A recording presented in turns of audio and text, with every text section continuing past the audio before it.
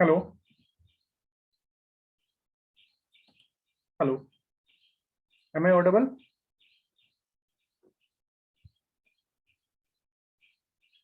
Hello. Hello. Yes, sir. Okay, thank you. So good afternoon class. तो previous class में हमने line coding schemes के बारे में पढ़ा था और उसमें जो पोलर सिग्नलिंग स्कीम्स हैं इसके लिए हम पावर स्पेक्ट्रल डेंसिटी देख रहे थे। तो ये जो आपका पावर स्पेक्ट्रल डेंसिटी सामने जो एक एक्सप्रेशन दिख रहा है, this is very much important. ये आपका क्या है? Power spectral density for output when this is P omega. P omega क्या होगा? कोई भी जो फिल्टर है, फिल्टर रेस्पॉन्स होंगे और उसका जो फूरियर ट्रांसफॉर्म होगा, मतलब फ्रीक्वेंसी रेस्पॉन्स होंगे। This is in frequency domain, है ना। पीटी कोई सिग्नल है तो उसका फ्रीक्वेंसी रेंज फ्रीक्वेंसी डोमेन में क्या होगा, तो उसका हम क्या करेंगे, ये ट्रांसफॉर्म करेंगे, Fourier transform, and after that Fourier transform the PT is change to P omega. So this is sy omega, मतलब power spectral density of output. P omega is the frequency response for the filter. R naught है क्या आपका? R naught, R1, R2 जो भी values हम यहाँ found out करेंगे for individual polar signalling, तो इसमें ऐड मतलब आपकी उसकी वैल्यू रखेंगे और ये हमारा output P Y S Y omega निकलेगा। और P omega as per our convenience और एज गिवन, हाँ, जो दिया हुआ होगा या अपने हिसाब से कुछ भी, मतलब फॉर एग्जांपल फाइंड आउट करके देख सकते हैं। तो यहाँ पे जो पी ओमेगा ले रहा है वो आपका रेक्टेंगुलर पल्स यूज कर रहा है। तो हम देखते हैं क्या है। तो फर्स्ट हमने किया था शायद लास्ट टाइम पोलर सिग्नलिंग के लिए, है ना। Polar signalling we have studied last time. तो पोलर सिग्नलिंग में हमने क्या देखा था, मतलब ब्रीफ में एक बार थोड़ा सा देखते हुए हम लोग चलते हैं आगे। पोलर सिग्नलिंग में क्या है कि 1 is transmitted by pulse pt and 0 is transmitted by minus pt, मतलब पोलर सिग्नल है ये। 1 को भी रिप्रेजेंट करेंगे +1, मतलब positive amplitude, and 0 is represented with the negative amplitude. So A k square, मतलब ये क्या हो गया इसका 1, मतलब स्ट्रेंथ हो गई, इसके स्ट्रेंथ कहलाएगा इसका ना। तो ये इक्वली लाइकली होगा 1 और -1। ए के इज इक्वली लाइकली टू 1 और -1, मतलब इसका जो स्ट्रेंथ होगा सिग्नल का वो क्या होगा, प्लस में एम्पलीट्यूड और माइनस में एम्पलीट्यूड। तो ए के स्क्वायर यहाँ क्या होगा, ऑलवेज 1 होगा। तो यहाँ पे हमने क्या देखा था उसकी वैल्यू, और चूंकि n नंबर ऑफ पल्स हैं, for n number of pulse this is summation, this summation will be equal to n। क्यों? क्योंकि ए के स्क्वायर की वैल्यू 1 1 1 हमेशा है, और फॉर n टाइम्स तो क्या होगा, n हो जाएंगे वो नहीं। तो this will equal to r naught is equal to 1, but in the next time ये सब देखो क्यों निकालते हैं आर नोट आर वन, क्योंकि ये जो आपका फूरियर सीरीज यहाँ पे आया था, ये क्या है, इसमें देखो फूरियर ट्रांसफॉर्म करके जो हमने निकाला था इसमें, तो ये क्या है, आर नोट की वैल्यू यहाँ से तो पहले ही निकाल दिया, क्योंकि एन की वैल्यू जब जीरो रखेंगे, एन की वैल्यू जीरो रखेंगे तो R naught R N becomes R naught, and E to the power zero is 1, so R naught is out. मतलब यहाँ पे आपका पहले आगे आ गया प्लस। अब चूंकि ये इवन फंक्शन है तो इसलिए 1 से इंफिनिटी और -1 से माइनस इंफिनिटी सेम है, इसके लिए कोई चेंज नहीं होएगा, वैल्यूज जो होंगे वो चेंज सेम ही रहेंगे because of this is even function. तो यहाँ पे n इक्वल टू 1 से इंफिनिटी होगा, जीरो नहीं होगा, क्योंकि जीरो के लिए हमने यहाँ पहले ही आउटसाइड आउट कर रखा है इसकी वैल्यू को। तो हमारा यहाँ मेन पॉइंट, कोई भी सिग्नलिंग स्कीम्स होंगे उसमें हम क्या निकालना है, R1 R नोट से लेके R note R1 R2 Rn, वो हमें देखना है कि क्या है, और simply we have to put the value of those. ये क्या है, ये time average, this is time average information है। ये R नोट वगैरह क्या होंगे, this is time average, time average information. ये एक तरह से क्या होगा, मीन है, ए के स्क्वायर, ए के +1 हमने देखा था पहले, है ना। This is R1 is what, mean A k plus one इसका मीन है, मल्टीप्लीकेशन जब हो रहा है उसके mean, A k square is mean, this is the time average of the square of the amplitude. A k square ये mean, यहाँ पे ये जो दिख रहा है ऊपर अंडरलाइन, ये है मीन, डिनोशन नोटेशन है इसका। तो हमें वैल्यू फाइंड आउट करनी है R naught, R one, R two, R N तक, है ना, and we have to simply put those value in this equation and we will able to find out the ये power spectral density for output। तो polar signalling के लिए are naught की value यहाँ पे क्या है, 1 आएगा। आर वन की वैल्यू क्या होगी, चूंकि स्ट्रेंथ अब ए के और ए के प्लस वन जो आने की, अब ये क्या था ए के स्क्वायर, जब ऑटो कोरिलेशन हम कर रहे थे किसका सिग्नल का, और इसका एक जो शिफ्टेड वर्जन था टाउ उसका, उन दोनों के बीच का जब हम मल्टीप्लिकेशन देख रहे थे तो उसमें क्या देख रहे थे कि जो there is overlapping between them, there is overlapping in between them, so this is the strength is ak square। but in another case the signal pointed at any time t, anytime the example shown है यहाँ पे, example जो है वो KTV पे centred था और K+1 TV पे जो सेंटर्ड है उसके साथ यहाँ पे ये देखो KTV पे सेंटर्ड था और जो इसका शिफ्टेड वर्जन है वो भी KTV पे ही है, तो इसलिए यहाँ पे स्ट्रेंथ जो है ए के स्क्वायर हो रहा था।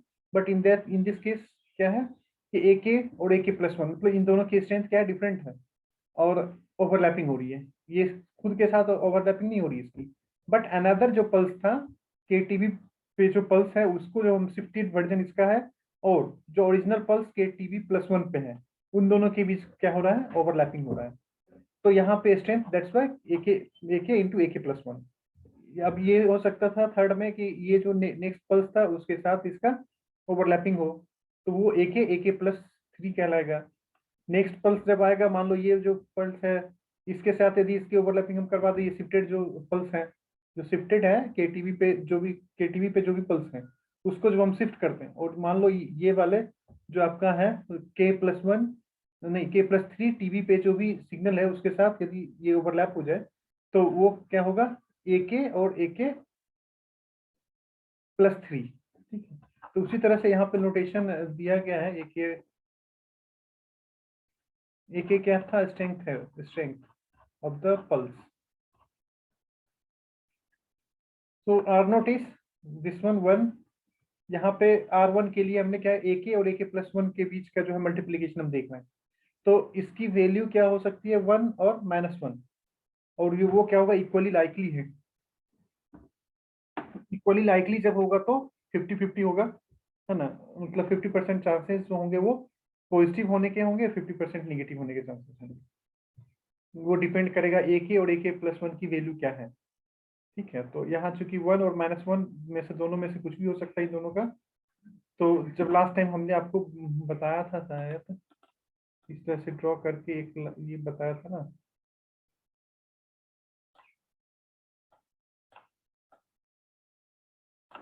ये हमने बताया होगा शायद आपको, ये यदि 1 है, ये -1, ये 1 है, ये -1, यहाँ पे आपका देयर इज यहाँ AK और AK+1 है यहाँ पे, ठीक है। तो मल्टीप्लीकेशन में क्या होगा, यहाँ 1, यहाँ -1, यहाँ -1 और यहाँ 1। तो देखो यदि यहाँ 4 टाइम्स है, 4 टाइम्स में क्या देख रहे हैं हम, 2 टाइम्स 1 आ रहा है, 2 टाइम्स -1 आ रहा है, ठीक है। इक्वल प्रोबेबिलिटी हो रही है ना, तो यदि टोटल नंबर ऑफ कॉम्बिनेशन यदि n होंगे तो n/2 टाइम्स क्या होगा, जो मल्टीप्लीकेशन होंगे वो +1 होंगे, और n/2 टाइम्स माइनस इसकी प्रोबेबिलिटी आएगी, जो +1 n/2 times -1 n/2 times, so this will cancel out. तो ये प्रोबेबिलिटी हमेशा 1 और -1 आने की प्रोबेबिलिटी हमेशा इक्वल ही रहेगी। तो ये क्या होगा, AK प्लस ये मतलब किसी भी टर्म के लिए देखिए, AK+1 के लिए अभी देख रहे थे, अब AK+2 के लिए भी देखेंगे, AK+3 के लिए भी देखेंगे, तो हमेशा क्या होगा, ये इक्वली लाइकली होंगे, और +1 और -1 ही इसकी प्रोबेबिलिटी होगी, यानी कि मतलब आएगी वो इक्वल प्रोबेबल होगा। तो जब ये इक्विपॉवर होगा तो यहाँ से क्या होगा, ये कैंसिल आउट हो जाए करेगा हमेशा, +1 -1 cancel out, so R N will be equal to always 0, ये ऑलवेज 0 होगा।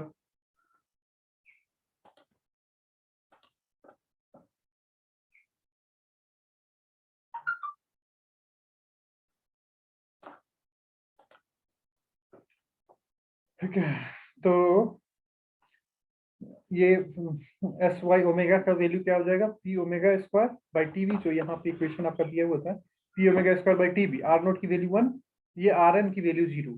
तो यहाँ से ये कंप्लीट टर्म क्या हो जाएगा, ये टर्म जो है वो वेनिश आउट हो जाएगा एस, है ना, इसकी वैल्यू क्या आ जाएगी,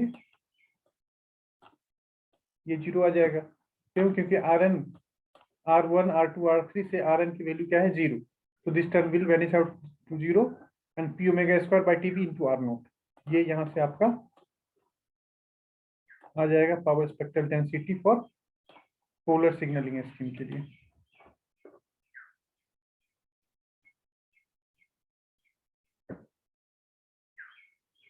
है ना, यहाँ पे क्या है, आर नोट की वैल्यू आपने फाइंड आउट किया 1, तो this is P omega square by T we.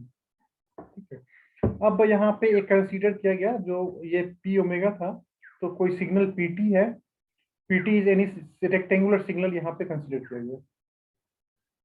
तो रेक्टेंगुलर सिग्नल लिया और हाफ विड्थ ड्यूरेशन इसका है, मतलब जो पल्स है उसका ड्यूरेशन कितना है, TV/2 है, नहीं, जो सिग्नल होगा उसका ड्यूरेशन TV/2 है, हाफ विड्थ रेक्टेंगुलर पल्स इसको कहते हैं, TV/2।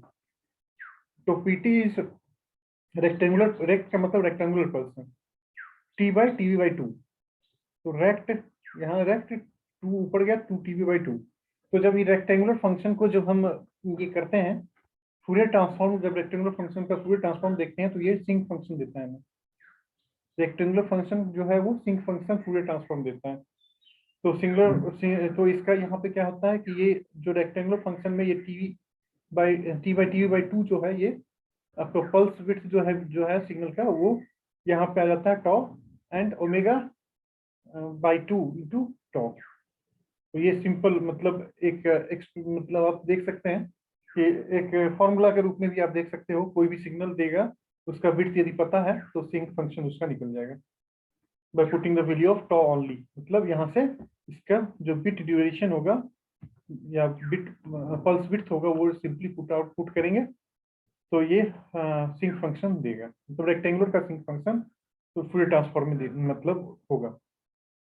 तो यहाँ पे ओनली ये क्या है, TV/2 पल्स विड्थ, ये TV/2 पल्स विड्थ होगा और ओमेगा/2 यहाँ पे एक फंक्शन अलग से है। तो ये आपका रेक्टेंगुलर फंक्शन का जो गिवन होगा उसके लिए अब पी ओमेगा निकाल लेंगे, मतलब पूरे ट्रांसफॉर्म कर देंगे। तो this is P omega we have find out. अब यहाँ स्क्वायर अपॉन टीवी, तो ये आएगा आपका क्या, पावर स्पेक्ट्रल डेंसिटी।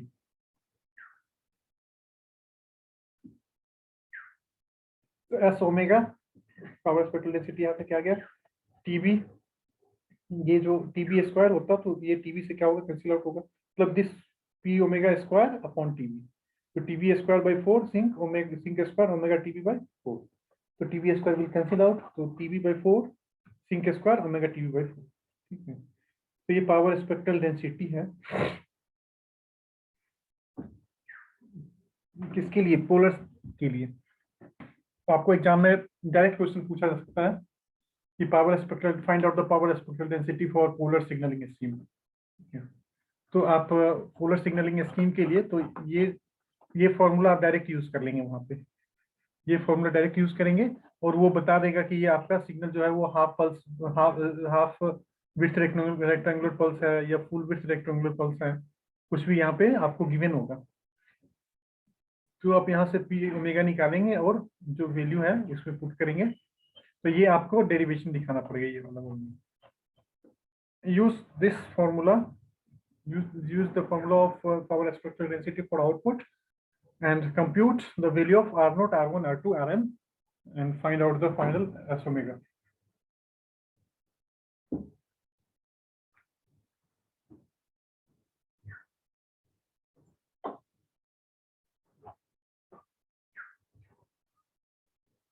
ठीक है, तो यहाँ पे जो देखो इसका पावर स्पेक्ट्रल डेंसिटी ये है।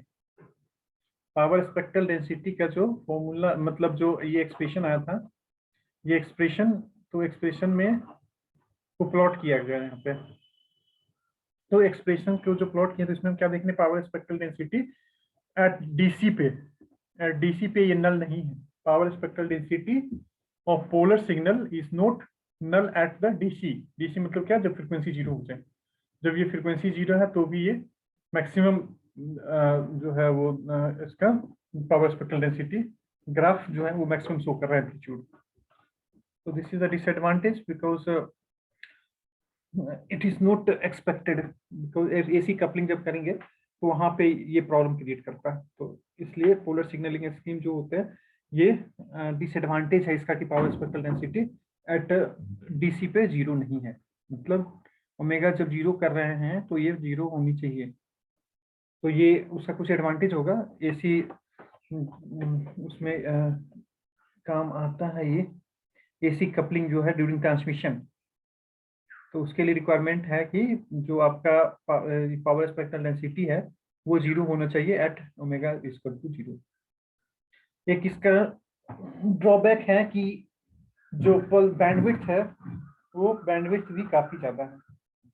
बैंडविड्थ देखो यहाँ से कैसे देखेंगे, बैंडविड्थ क्या है, this one.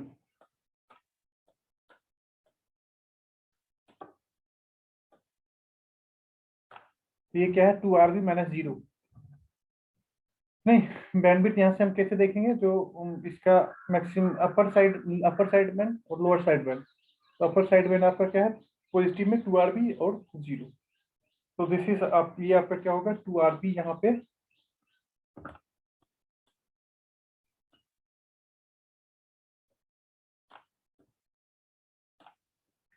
To RB is the bandwidth. But Nyquist criteria से हम लोग पहले से हम जानते हैं कि जो मैक्सिमम बैंडविड्थ होनी चाहिए यहाँ पे हाफ, इसके लिए हाफ रेक्टेंगुलर पल्स के लिए वो RB/2 होनी चाहिए।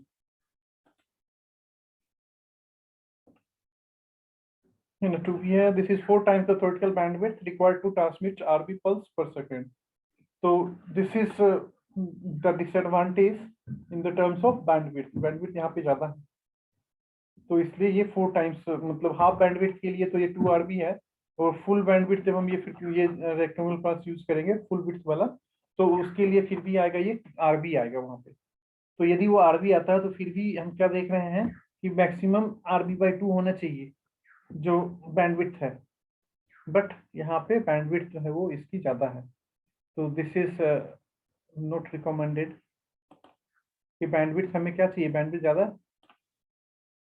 नहीं चाहिए। मतलब यहाँ पे जो सिग्नल है वो बैंडविड्थ क्या करेगा, आपका ज्यादा कंज्यूम करेगा। तो ये हमें चाहिए कि ऐसा सिग्नल हम भेजें जिसमें कि जिसकी की बैंडविड्थ क्या हो, कम हो। बैंडविड्थ कम होगा तो क्या होगा, ज्यादा से ज्यादा हम सिग्नल ट्रांसमिट कर सकते हैं। कोई भी चैनल होगा उसकी तो बैंडविड्थ क्या होगा, लिमिटेड होगी। तो सिंगल सिग्नल को ही भेजने में यदि हम ज्यादा से ज्यादा बैंडविड्थ यदि यूज कर लेते हैं तो हमें क्या होगा डिसएडवांटेज, कि हम जो नंबर ऑफ सिग्नल्स यूज कर पाएंगे, भेज पाएंगे, वो कम भेज पाएंगे। we will transmit less number of signal if the bandwidth is larger. So this is the disadvantage, first disadvantage. Second disadvantage, this signal doesn't have the error detection or correction capability. तो ये signal जो है उसको error detection correction capability नहीं है। Third one is it's non zero power spectral density at DC. ये power spectral density जो है इसका जीरो होता है, जीरो नहीं होता है एट डीसी वैल्यू पे। मतलब ओमेगा जब जीरो है, फ्रीक्वेंसी जीरो है, तो भी पावर स्पेक्ट्रल डेंसिटी जो है इसकी मिनिमम नहीं है, जीरो नहीं है, maximum. So this will rule out the use of AC coupling during transmission. है ना, एसी कपलिंग ड्यूरिंग ट्रांसमिशन जो है वो एसी कपलिंग जब होता है तो वहाँ पे एट ओमेगा जीरो पे क्या होना चाहिए, ये इसकी पावर स्पेक्ट्रल डेंसिटी जीरो होनी चाहिए। तो this is the disadvantage of this polar signalling scheme. तो आपसे पूछा जा सकता है पोलर सिग्नलिंग स्कीम जो है उसकी डिसएडवांटेज क्या है, शॉर्ट में पूछा जा सकता है। The write down the disadvantage of polar signalling. तो आप 3-4 पॉइंट जो है यहाँ से डिस्कस कर लीजिए। This is the power spectral density for polar signalling scheme. वो देखो यहाँ पे फुल विड्थ जब यूज करेंगे पीटी इज रेक्ट टी/2, इसका ये है expression. This is example for NRZ the half width pulse scheme on the other end. अच्छा, ये क्या कह रहा है, फुल विड्थ जो होगा, full width non return to zero scheme को शो करता है, जबकि हाफ विड्थ जो है वो रिटर्न टू जीरो स्कीम को शो करता है। अब तो ये पावर स्पेक्ट्रल डेंसिटी जीरो नहीं है, ठीक है, लेकिन हम चाहते हैं कि इसकी पावर स्पेक्ट्रल डेंसिटी हम जीरो करें, तो अचीव करना पड़ेगा पावर स्पेक्ट्रल डीसी नल। डीसी नल का मतलब ओमेगा जब हम जीरो रखें तो पावर स्पेक्ट्रल डेंसिटी भी हमारा जीरो हो जाए, ठीक है। तो बाय पल्स शेपिंग से इसे मतलब इसे अचीव किया जा सकता है। We can achieve this with the help of pulse shaping. तो कह रहा है कोई भी सिग्नल, ऐसा सिग्नल ले जिसमें क्या हो कि ये जो फैक्टर पी ओमेगा स्क्वायर है उससे हमें क्या होगा कि anyhow we have to find out, we have to मतलब ऐसा कोई शेप ले, पल्स ले जिसमें कि पी ओमेगा जो है उसकी वैल्यू जीरो हो जाए। यदि पी ओमेगा जीरो हो जाए एट ओमेगा जीरो पे, तो हमें ऐसा पल्स देखना है जिसमें पी ओमेगा जीरो हो जाए at omega is equal to zero पे, then it will give DC null at, it will give DC null मतलब पावर जो PSD होगा वो जीरो देगा at omega is equal to zero. So this is the DC null in the power spectral density by pulse shaping. तो ये P omega is equal to minus infinity से plus infinity PT e to the minus omega t dt। जब omega zero हो जाए तो ये क्या होगा, PT के बराबर, ये दिस इज 1, तो PT इज मेड जीरो, मतलब हम ऐसा ये क्या है, समेशन, ये integration under the shape PT, कोई भी शेप है पीटी, उसका एरिया माइनस इंफिनिटी से प्लस इंफिनिटी यदि जीरो हो जाए तो we will able to achieve our aim और goal. Our aim is what, to find out the DC null in power spectral density by pulse shaping. So if we succeed in achieving the area under the curve PT 0, ठीक है, तो we can say if this is 0, so our power spectral density at omega is equal to 0 is 0. That means it achieves the DC null condition. तो यहाँ पे use कर रहा है position 6A। देखो ये जो है, ये सिग्नल जो है रेक्टेंगुलर पल्स है, फुल पल्स है, एक पॉजिटिव हाफ एक नेगेटिव हाफ। पॉजिटिव हाफ और नेगेटिव हाफ जब है तो यहाँ पे क्या देख रहे हैं, जो एरिया अंडर द कर्व होगा 0 से टीवी तक, ये क्या होगा, area under the curve is 0 for this pulse.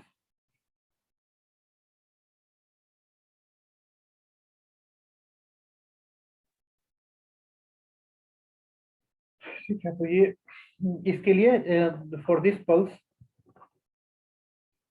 इस पल्स के लिए क्या होगा, पावर स्पेक्ट्रल डेंसिटी जो होगा वो 0 होगा at DC is equal to 0 पे।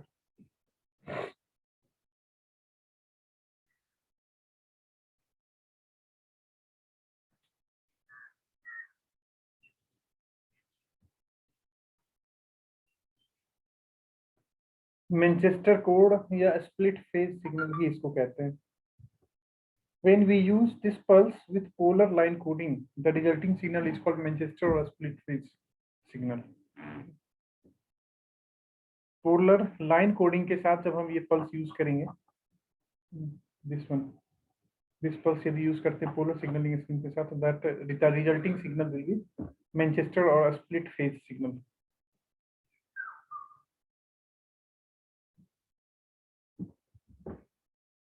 So next one is on off signaling scheme. So on off signaling scheme में क्या है कि वन जब हम ट्रांसमिट करेंगे बाय पल्स, तो वन यदि है तो ट्रांसमिटेड बाय पल्स, जीरो होगा तो कोई पल्स नहीं। यदि ऑन ऑफ सिग्नलिंग में क्या है, वन यदि ट्रांसमिट करना हो तो हम दिखाएंगे पल्स, अदरवाइज जीरो यदि ट्रांसमिट करना हो तो there will be no pulse. तो hence a pulse strength AK is equally likely to be 1 or 0. तो कोई भी पल्स है तो उसमें इक्वली लाइकली पल्स ये होंगे, तो उसमें 1 और 0 आने की प्रोबेबिलिटी क्या होगी, वो हमेशा इक्वल होगी, इक्विप्रोबेबल होगा। तो आउट ऑफ n पल्स क्या होगा, n/2 टाइम्स जो होगा उसकी स्ट्रेंथ 1 होगी और n/2 टाइम्स उसकी स्ट्रेंथ 0 होगी। नहीं, क्योंकि 1 ट्रांसमिट कर रहे हैं तो पल्स दिखा रहे हैं कि हाँ पीटी है, और 0 ट्रांसमिट कर रहे हैं तो कोई पल्स नहीं है। तो जब हम 1 ट्रांसमिट करेंगे तो, और जब 0 ट्रांसमिट करेंगे, तो इन दोनों की प्रोबेबिलिटी क्या होगी, इक्विप्रोबेबल होगा, because both the signals have probability to become 1 और 0। 1 और 0 आने की प्रोबेबिलिटी हमेशा बराबर होती है, तो इसलिए टोटल नंबर ऑफ पल्स यदि n है तो n/2 times it will come as 1 and 1/2 times it will come as 0 strength ना। ये क्या है, 1 और 0 क्या है, स्ट्रेंथ ऑफ द सिग्नल। तो n/2 टाइम्स इंटू 0, क्योंकि यहाँ पे 0 ट्रांसमिट हो रहा था तो ये 0 हो गया आपका, n/2 यहाँ पे आ गया। So this is equal to half. तो यहाँ पे आर नोट आपका फर्स्ट हाफ आ गया। अब सेकेंड टाइम्स में क्या है कि to compute R n we need to consider the product. नहीं, पहला क्या था, आर नोट, यहाँ ए के स्क्वायर हम करते हैं। दूसरा क्या होता है, ए के प्लस एन और ए के प्लस 1। यदि R1 के लिए देखें तो ए के प्लस 1। तो अब चूंकि इक्विप्रोबेबल है 1 और 0 के आने की प्रोबेबिलिटी, तो यहाँ पे देखेंगे हम कैसे।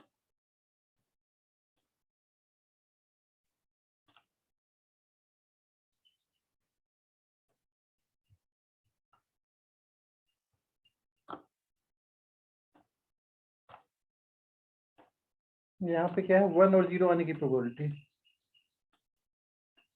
यदि 1 है और ये 0 है, ये 1 ये 0,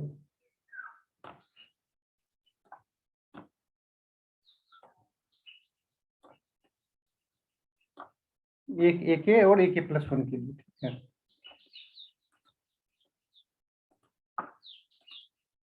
तो अब जब मल्टीप्लीकेशन होगा ए के प्लस 1 का, तो क्या होगा, यहाँ पे 1 1 मल्टीप्लाइड बाई 1, यहाँ क्या आएगा 0, यहाँ क्या आएगा 0, यहाँ क्या आएगा 0।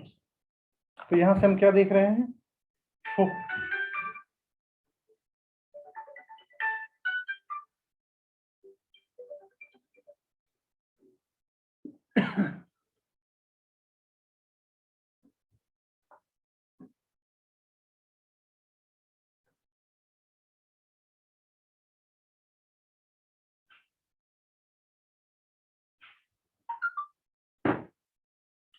so out of 4 times the probability of 0 is 3 times and the 1 is only 1 times, ठीक है।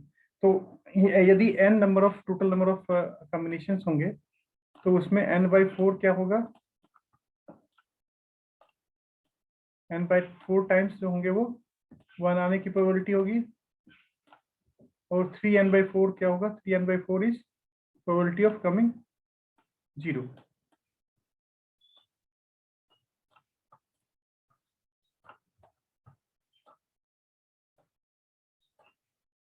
है ना, तो 0 आने की प्रोबेबिलिटी 3n/4 होगी। तो इसलिए यहाँ पे लिखा गया है n/4 multiplied by 1, because the probability of getting 1 is 1/4 if n is total number of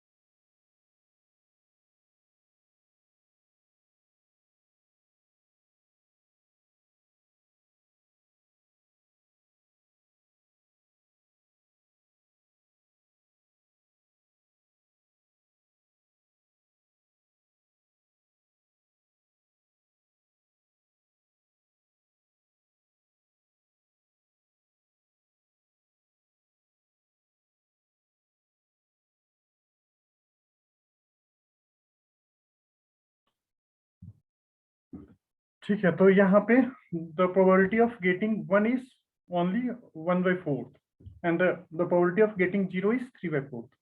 So 3n/4 multiplied by 0 and n/4 multiplied by 1. So this whole term will 0 and the Rn value is 1/4. Okay. For n greater than equal to 1, it is always 1/4.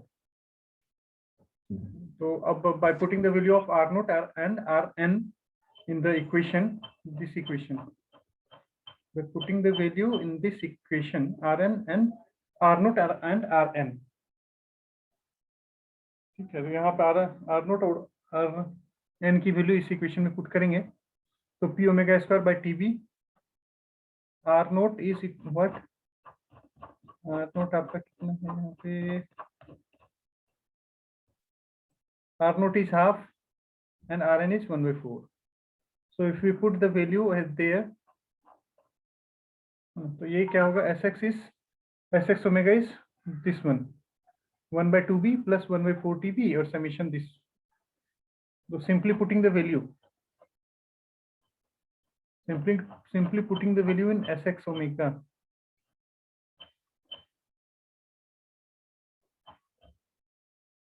अभी क्या है यहाँ ये वाला term चल रहा है, Sx omega हम लोग पहले फाइंड आउट कर रहे हैं, देन Sy ओमेगा निकालेंगे। Sx ओमेगा क्या है, 1/TB R0 plus this one, Rn value, R0 की वैल्यू 1/2 और Rn की वैल्यू 1/4 वहां पे पुट करेंगे, 1/2 यहाँ पुट करेंगे तो 1/2b एक अलग से आ जाएगा, और यहाँ 1/4 करेंगे 1/4 और यहाँ से 1/TB, तो R0 की जगह 1/2, तो 1/2TB प्लस 1/4TB और समीशन जो है ये वाला टर्म आएगा।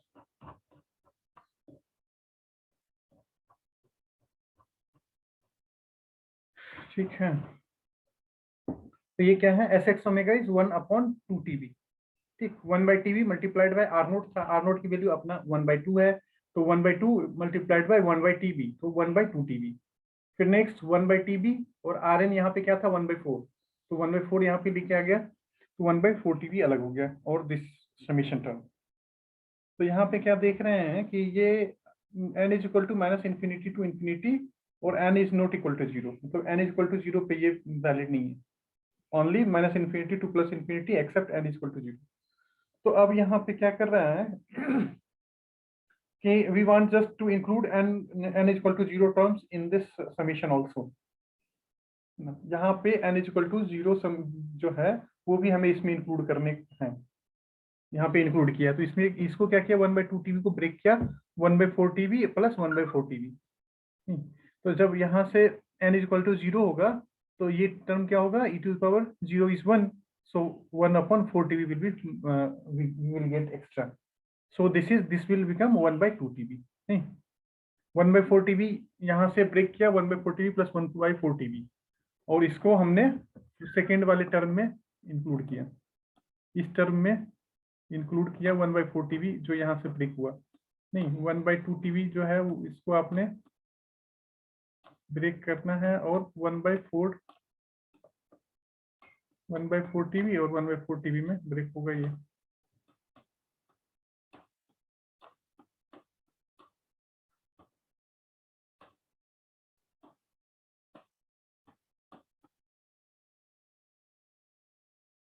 ठीक है, तो 1/4TB ये आउटसाइड आ गया, 1/4TB यहाँ इंक्लूड इनसाइड में हो गया।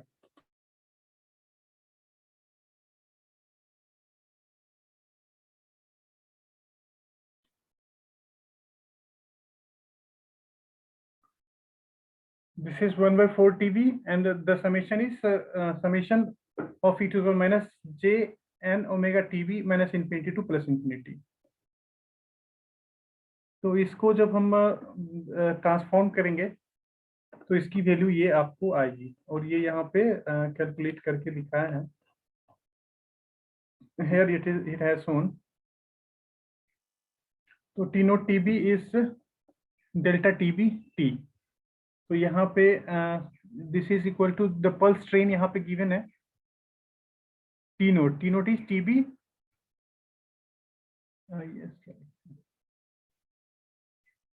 मतलब यहाँ इम्पल्स जो है, इम्पल्स फंक्शन लिख रहा है delta T n TB, delta T minus NTB, मतलब impulse function as NTB, impulse function that is centered at NTV. तो यहाँ से इसके फोरियर सीरीज यहाँ से फाइंड आउट किया है इम्पल्स ट्रेन का। जो इम्पल्स फंक्शन है, इम्पल्स फंक्शन का फोरियर सीरीज फाइंड आउट किया। तो summation this one is equal to 1/tv this one. ठीक है, omega TV is 2/tv। So from here ये देखो, अब इसका फूरियर ट्रांसफॉर्म यदि करते हैं e⁻ - jn ओमेगा टी का, तो ये क्या है 2 pi del omega minus omega naught. तो using this property here find out the value of summation n minus infinity to plus infinity e to the power minus j n omega tv. So this will be equal to 2 pi by tv summation n minus infinity to infinity del omega minus 2 pi n by tv. So इस ये formula जो है इसको simply यहाँ पे use किया। Using this formula here,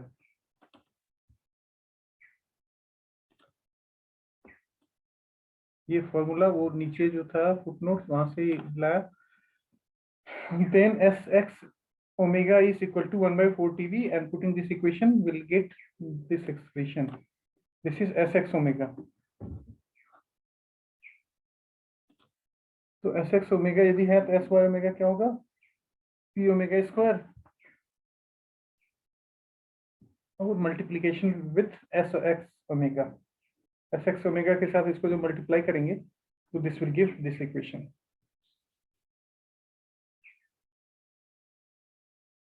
यहाँ से 1/4tv कॉमन ले लिया तो 4tv बाहर आ गया, ये 1 + 2 पाई बाय tv आ गया इनसाइड।